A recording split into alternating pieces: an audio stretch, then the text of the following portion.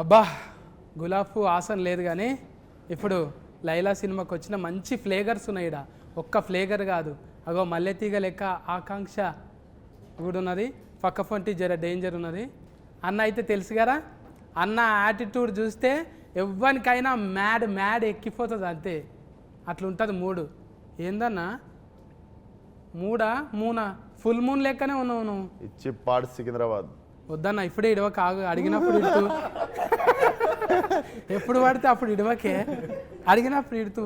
అట్లనే నలుగుట్ల నారాయణ కాదు, ఇప్పుడు రామ్ నారాయణ డైరెక్టర్, ఇద్దరికి కాంపిటీషన్ లెక్క కొడుతున్నది మీ ఇద్దరికి. అదే నేను కూడా కథ చెప్పనీకి వచ్చినప్పుడు నువ్వు అంత స్మార్ట్ ఉన్నావు, నాకెందుకు చెప్తున్నావు స్టోరీ అన్న. ఎవరైనా సొంతంగా మనం అనుకోగానే బాడీ మీద మన మీద మనకు నమ్మకం ఉండదు కదా. ఇప్పటికి ఇంత తెల్లగున్నా కూడా ఇసువకన్నా కూడా ఒక్కొక్కసారి అద్దం ముంగట చూసుకుంటావా ఆయన? నేను అనుకుంటా ఇంకా జర్ర కర్రెగా ఉంటే బాగుండనే. సత్ అంత స్మార్ట్ ఎందుకు లేని అనుకుంటా. అయితే ఇది నీ లోపట ఉన్న చూడు, అది నీకే ఇయ్యాలనా? కాదు, నా లోపల ఉన్నది నువ్వే లైలకి ఇచ్చిన అని చెప్పి నా పేరు ఏంటంటే మైలా అని చెప్పు.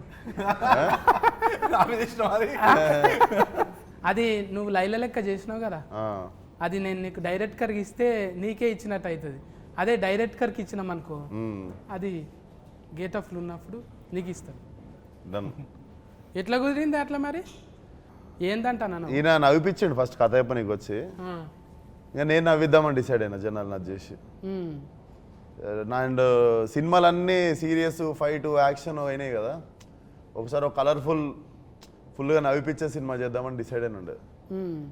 నేను నవ్విపిస్తే ఎట్లుంటుందో ఒకసారి కంప్లీట్గా డిసైడ్ అయ్యి అన్నది ఈ సినిమాతో డిసైడ్ అయిన ఉండే.